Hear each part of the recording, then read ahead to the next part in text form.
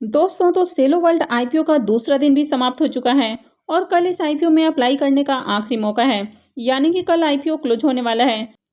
आज के इस वीडियो में हम जानेंगे कि आईपीओ डे 2 में कितना सब्सक्राइब हुआ है, इसका ग्रे मार्केट में प्रीमियम किस प्राइस पे ट्रेड कर रहा है और कल इस आईपीओ में अप्लाई करना चाहिए या फिर नहीं करना चाहिए।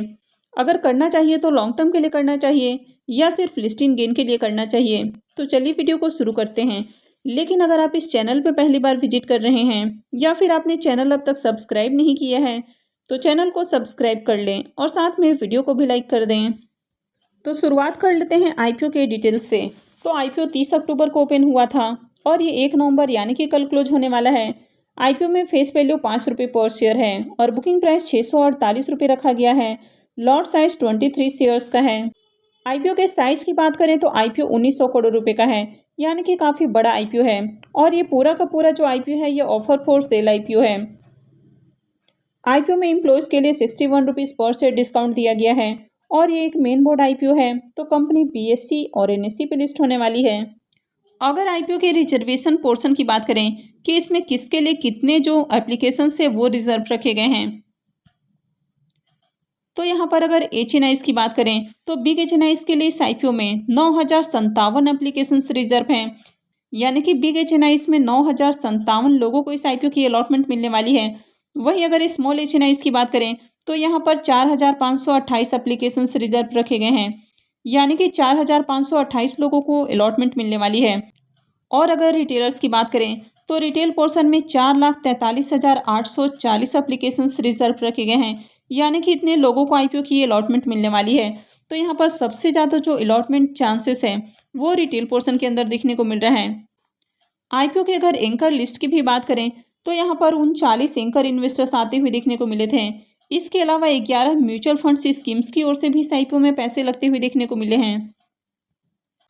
तो इसके एंकर लिस्ट में भी आपको एफआईआईज, डीआईआईज और म्यूचुअल फंड्स देखने को मिल रहे हैं। अब अगर इस आईपीओ के प्रोमोटर्स की होल्डिंग देखें तो यहाँ पर पहले जो यहाँ पर डेटा आपको देखने को मिल रहा था वो रॉन्ग डेटा था। यानी कि पहले यहाँ पर होल्डिंग जो देखने को मिल रही थी प्रोमोटर्स की वो 100% देखने को मिल रही थी। लेकिन कंपनी के जो प्रोमोटर्स की होल्डिंग है वो 91.8% है और आईपीओ आने के बाद कंपनी के प्रोमोटर्स की होल्डिंग 78.06% रहेगी। तो अभी भी ये जो फिगर है वो आपको ज़्यादा देखने को मिल रहा है।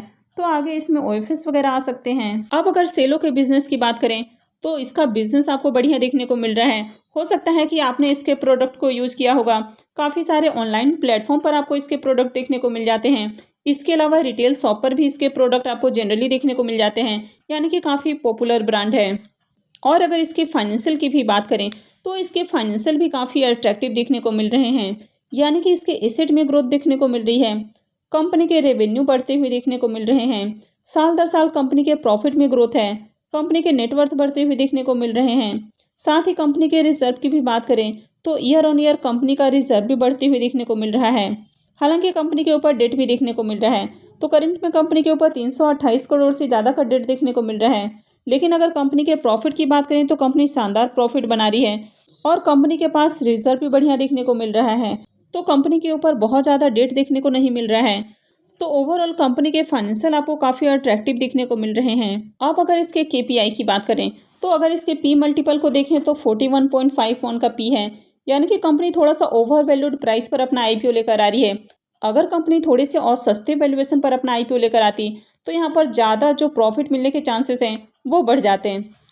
कंपनी के मार्केट कैप की बात करें तो 13,752 करोड़ का मार्केट कैप है। यानी कि मिड कैप साइज की कंपनी है। आरओई और आरओसी देखें तो ये दोनों ही काफ़ी अट्रैक्टिव हैं।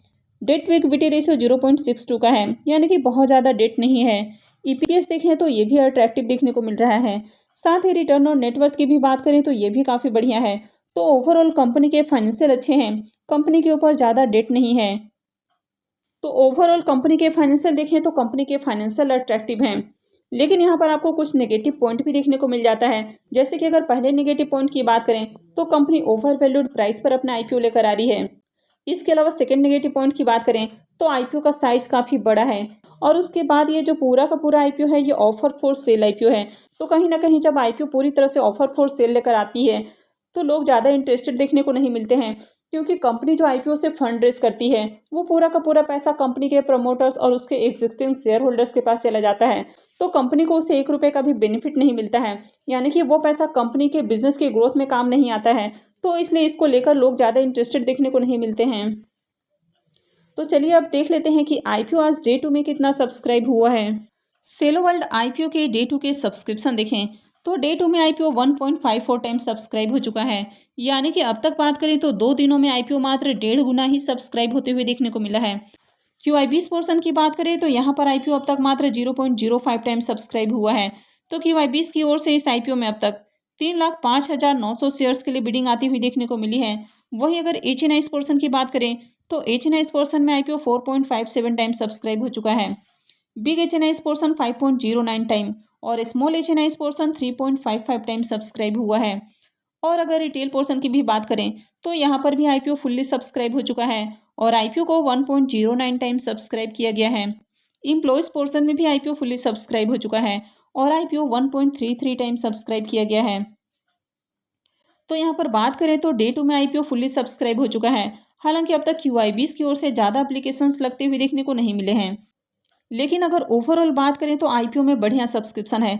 अगर आप सिर्फ रिटेलर्स की ही बात करें तो रिटेलर्स की ओर से इस आईपीओ में अब तक 4,17,003 एप्लीकेशंस लगते हुए देखने को मिले हैं।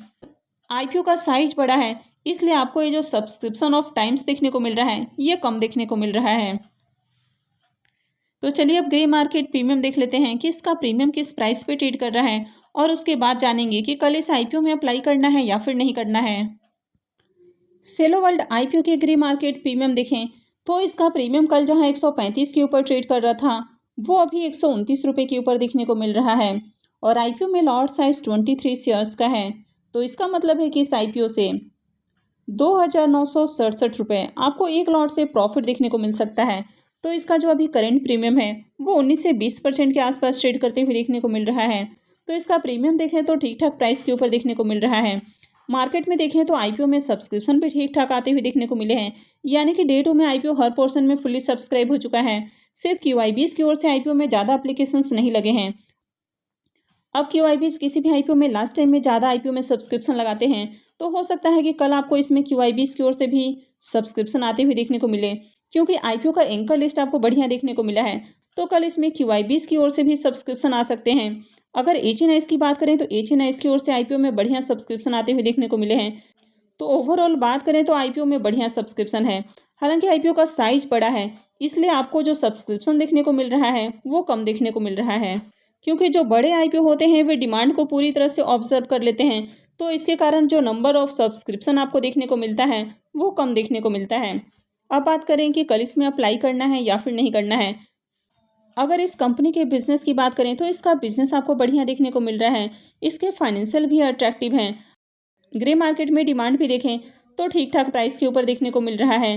तो इस आईपीओ में अप्लाई किया जा सकता है। ये जो आईपीओ है थोड़ा सा ओवर वैल्यूड प्राइस पर आती हुई देखने को मिला है, तो यहाँ पर बहुत ज़्यादा लिस्टिंग गेन मिलने के चांसेस नहीं है, लेकिन आईपीओ से आपको ठीक ठाक यानी कि एक डिसेंट लिस्टिंग गेन देखने को मिल सकता है। अगर बात करें कि लिस्टिंग गेन के लिए करना है या फिर लॉन्ग टर्म के लिए करना है, आईपीओ थोड़ा सा ओवर वैल्यूड प्राइस पर आते हुए देखने को मिल रहा है, तो लिस्टिंग के बाद यहाँ पर प्रॉफिट बुकिंग आ सकती है। लेकिन अगर लॉन्ग टर्म में बात करें तो लॉन्ग टर्म में इसमें आपको ग्रोथ ही देखने को मिलेगी, क्योंकि ओवरऑल कंपनी का बिजनेस अच्छा है, कंपनी के फाइनेंशियल बढ़िया है। तो इस आईपीओ में लिस्टिंग गेन के लिए अप्लाई किया जा सकता है। हालांकि अभी से लॉन्ग टर्म के लिए इन्वेस्ट करना सही नहीं होगा, क्योंकि लिस्टिंग के बाद इसके प्राइस में गिरावट के ज़्यादा चांसेस हैं, तो उस समय इसमें बाइंग अपॉर्चुनिटी हो सकती है। तो फिलहाल लिस्टिंग पॉइंट ऑफ व्यू से इस आईपीओ में अप्लाई किया जा सकता है। तो आई होप कि आपको ये जानकारी अच्छी लगी होगी। तो अगर आपने वीडियो को अब तक लाइक नहीं किया है तो वीडियो को लाइक कर दें और साथ में चैनल भी सब्सक्राइब कर लें। और वीडियो को अंत तक देखने के लिए आप सबका बहुत बहुत धन्यवाद।